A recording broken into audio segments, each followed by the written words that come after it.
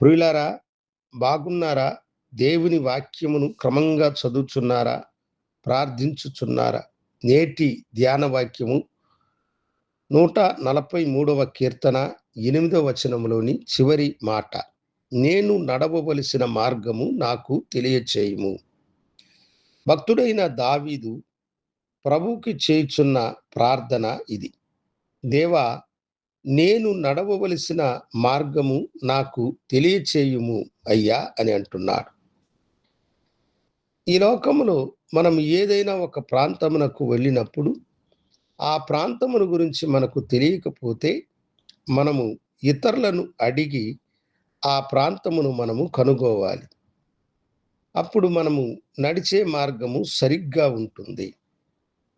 ఈ లోకములో జీవించే మనము కూడా అనుదినము ప్రభుతో, ప్రభువా, నేను నీ మంచి మార్గమున నడిచే జ్ఞానమును, కృపను నీవు నాకు తెలియచేయుము అని అడగాలి.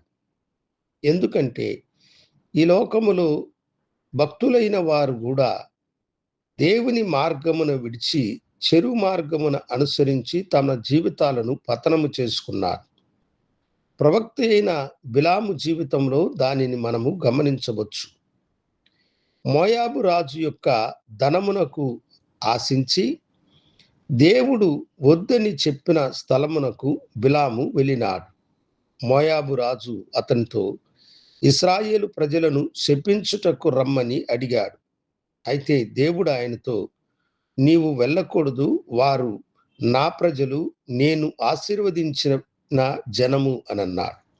అయితే మోయాబు యొక్క రాజు యొక్క ధనమును ఆశించిన బిలాము ఆ ధనము కొరకై దేవుడు చెప్పిన మాటను విడిచి బిలాము తన మార్గమున తాను వెళ్ళాడు.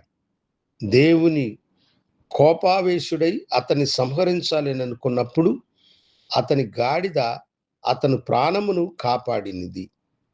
అయినా బిలాము ధనమును వాంఛించి ఇశ్రాయేలు ప్రజల యొక్క నాశనమునకు చెడు ఆలోచన ఇచ్చినాడని దేవుని వాక్యములో మనము చూస్తూ ఉన్నాం. కనుక దేవుని బిడలారా, దేవుని నీతిని అనుసరించే మనము, దేవుని మార్గమున నడవవలసిన మనము ఇలాగు తప్పుడు మార్గమున ప్రవేశించి వెళ్ళినప్పుడు అది మనకు అపాయమును కలుగు చేస్తుంది. కనుక ప్రతిరోజు దేవుని సన్నిధికి వెళ్ళినప్పుడు మనము దేవునితో ఈ ప్రార్థన చేయాలి. ప్రభువా, నేను నడవవలసిన మార్గమును నాకు నేర్పుము. ఆయన మనలను సన్మార్గములోనికి నడిపి నీతి మార్గములో మనం ప్రయాణము చేయనట్లుగా తన కృపను చూపించును. ప్రార్థించుకుందాం. గనుడా, నీ బిడ్డలు నడవవలసిన మార్గమును వారికి నేర్పించి ఆశీర్వదించి నడిపించమని యేసు నామమున అడిగి వేడుకొంచున్నాము తండ్రి. ఆమేన్. శుభోదయం. ప్రభు మిమ్మలను దీవించునుగాక. ప్రియులారా, ఈ చిన్న సందేశం మీకు నచ్చినట్లయితే షేర్ చేయండి, లైక్ చేయండి, బెల్ బటన్ని నొక్కండి.